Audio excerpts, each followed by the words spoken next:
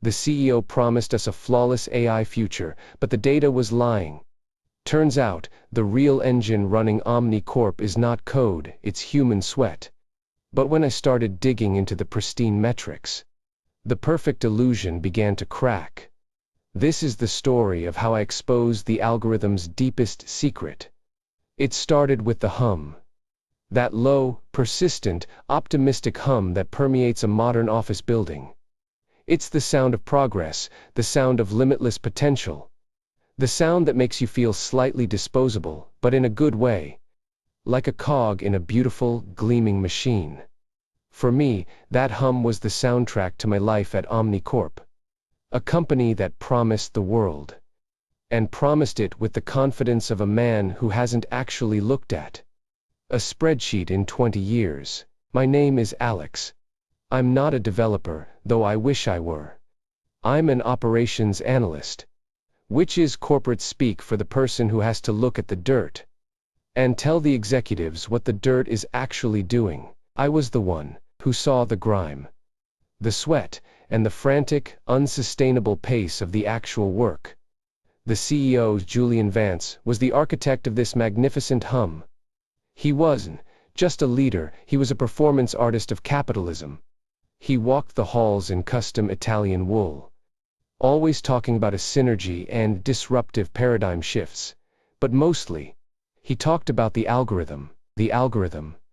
It was the magical, proprietary AI that OmniCorp had supposedly developed. It wasn't just an enhancement. It was presented as a total replacement for human error, for inefficiency, for the messy, unpredictable reality of human labor. Julian Vance claimed the algorithm was going to usher in a new era. An era where every process was optimized, every output was perfect. And every single one of us, the tired, overworked analysts and line workers, could be freed up to pursue higher-value creative tasks. At first, it was dazzling. The quarterly reports showed a statistical impossibility. Our unit efficiency jumped 300%.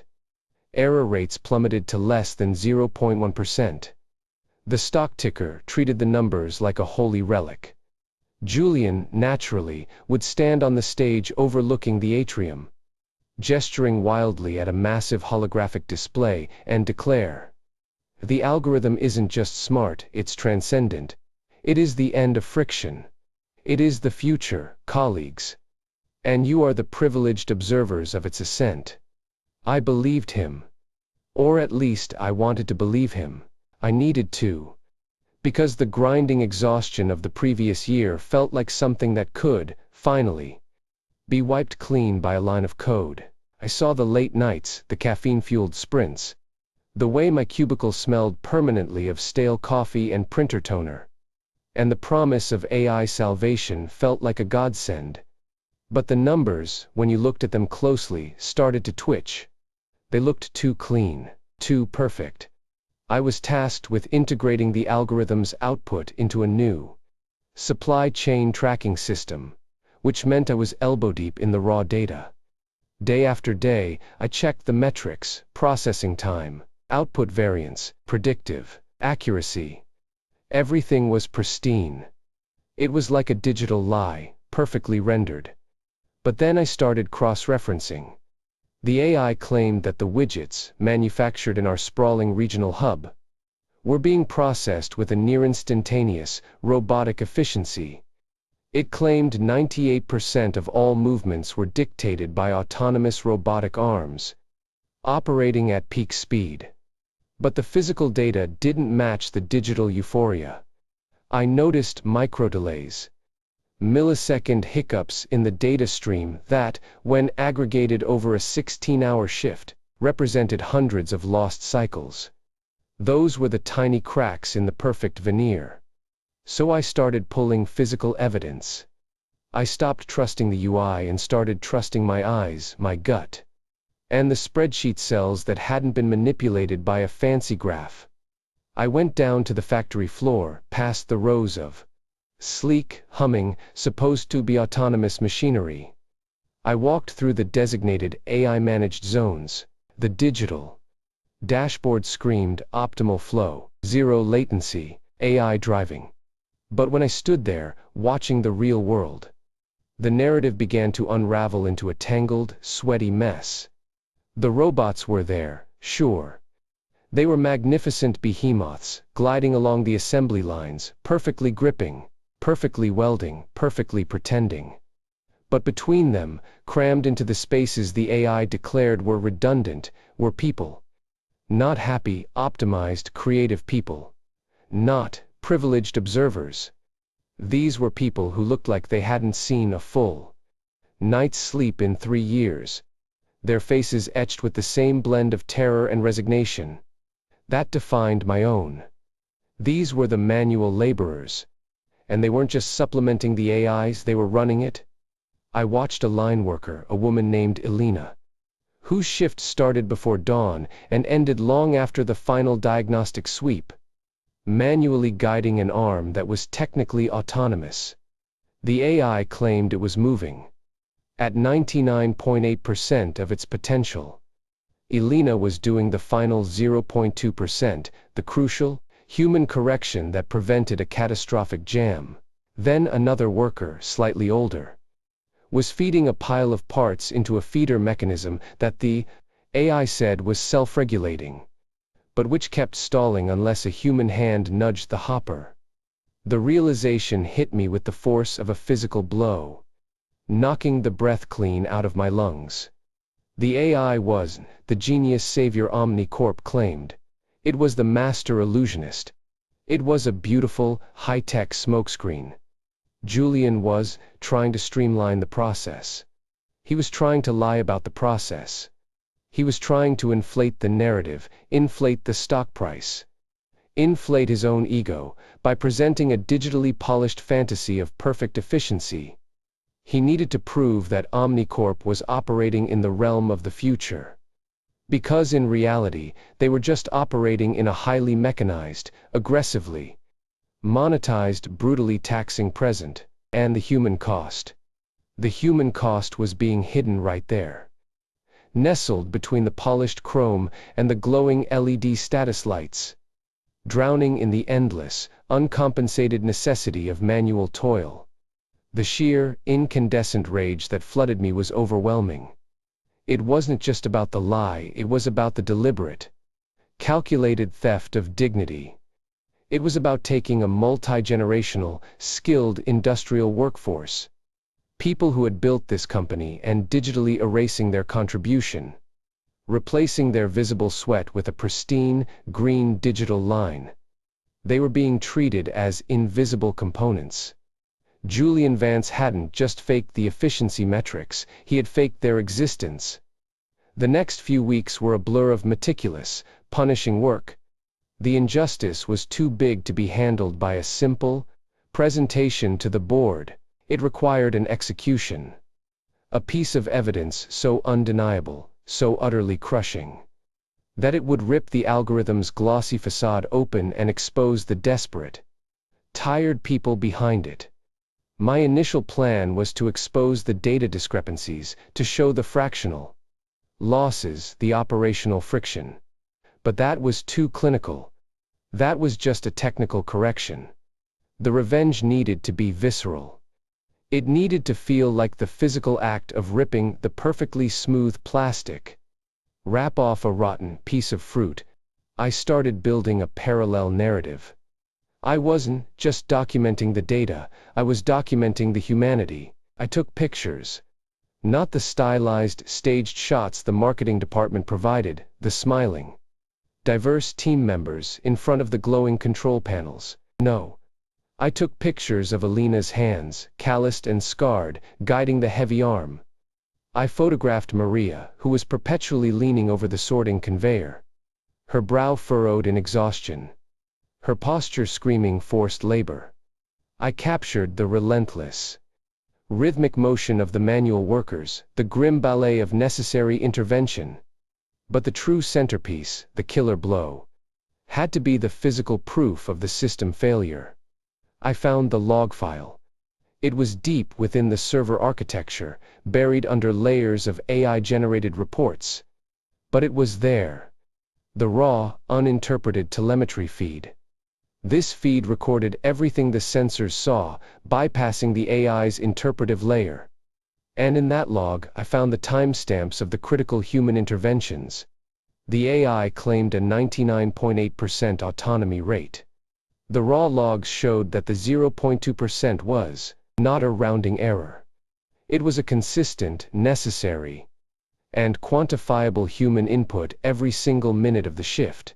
I synced the data. I matched the log entries, for example, human correction required, conveyor jam, zone C4, to the photographic evidence. I correlated the times of failure with the specific people who were visibly working at that station. The culmination of this effort was a short, brutal video. It was slick. It wasn't cinematic. It was raw, shaky, filmed mainly on my slightly cheap phone. It started with a sweeping shot of the pristine, humming factory floor. The digital progress bars glowing green and smug. The narration, which would be my voice, would simply state, "This is how OmniCorp claims things operate." Then, the footage would rapidly cut. Elena guiding the arm, the machine stuttering, Maria manually feeding the pile, her hand moving with practiced, tired grace. A shot of the overworked maintenance team fixing a microbreach the AI failed to predict. Finally, the video would zoom in on the sheer, unrelenting flow of human effort, the sweat gleaming under the industrial lights. And then, the reveal. A graphic overlay, stark and white against the green, would pop up, showing the side-by-side comparison. AI claim 99.8% autonomy, actual data raw log 98.5% autonomy, human necessity 1.5%, but the title of the video wouldn't be operational friction. It would be, "The algorithm doesn't work. The people do." I prepared the presentation for Julian Vance himself.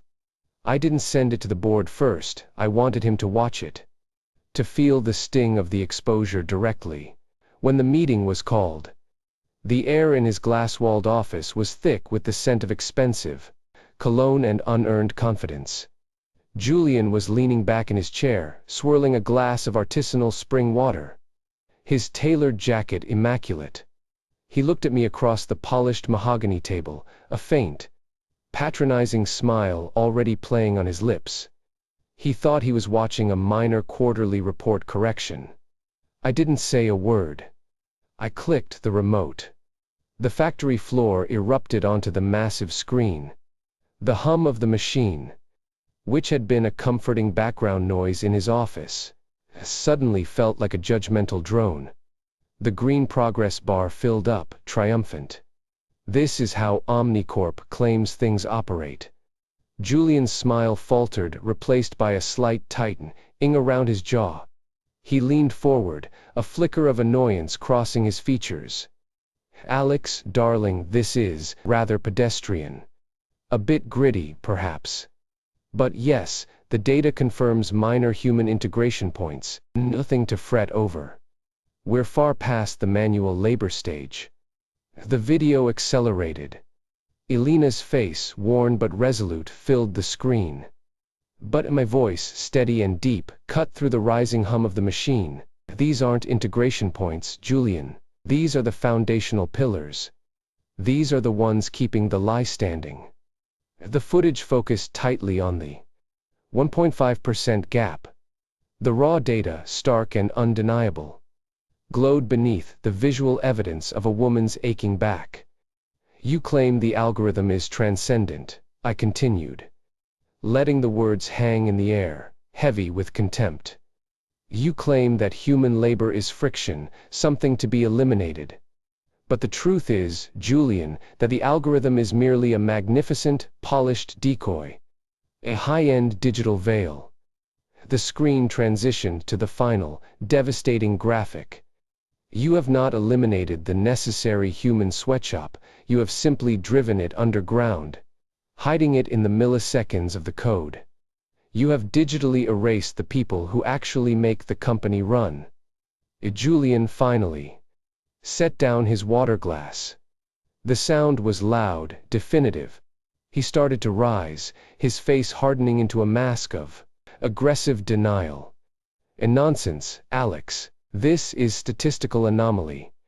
These people are simply optimizing the flow. They are contributing to the narrative of efficiency. I shook my head, a faint, satisfied smile touching my own lips. No. They are contributing to the reality. And the reality, Julian, is that you have been stealing their time, their health, and their dignity, all to make your quarterly numbers look less clumsy. Then, the final, subversive blow. I didn't just leave the data there. I pulled up a new slide, showing a compilation of the worker photos.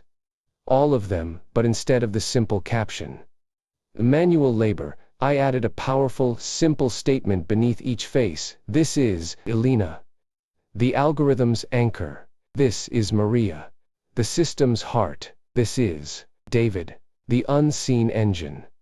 And finally, centered beneath them all in bold, undeniable lettering, they are not friction, Julian. They are the only thing that works.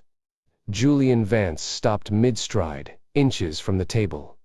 He looked at his own immaculate reflection in the screen. Then at the faces of the tired humans, then back at the stark data. For the first time, the smugness drained away, replaced by a flicker of genuine, cold fear. He hadn't anticipated the humanity. He had only anticipated the numbers. The silence stretched, and in that silence I heard the faint, persistent hum of the factory floor. But now it sounded different. It wasn't the sound of progress. It was the sound of the people, the sound of the labor, the sound of the truth. And finally it sounded like victory.